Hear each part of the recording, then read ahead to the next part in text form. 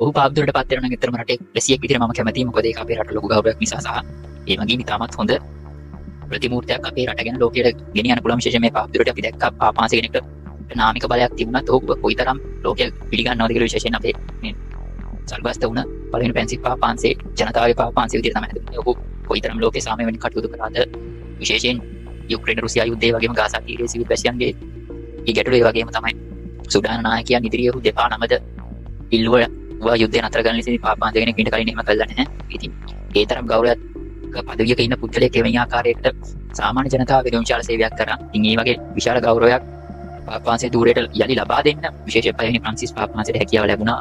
ඒක නිසාම තමයි ඌ ජනතාවගේ පාපාංශය විදිහට හැදින්නුවේ. ඉතින් මම හිතනවා මීළඟට පත් වෙන පාපාංශයට ඒ හැකියාව ලැබෙවි කියලා. ඉතින් පාපාංශයේ තෝරන මේ ඡන්දය පිළිබඳ සහ ඒ ඡන්දය පැවැත්වෙන ආකාරය පිළිබඳව ඇත්තටම මම අර කටු සටහනක් විදිහට එහෙම නැත්නම් පුංචි ඩීටේල්ස් ටිකක් තමයි කිව්වේ. පොඩි කිව්වේ නෑ පොඩ්ඩක් කමෙන්ට් එකේ මේ සම්බන්ධයෙන් දීර්ඝ වශයෙන් හරියට වෙන්නේ කොහොමද කියලා ඇත්තටම මම ඊට පස්සේ වීඩියෝ එකකින් කරන්නම්.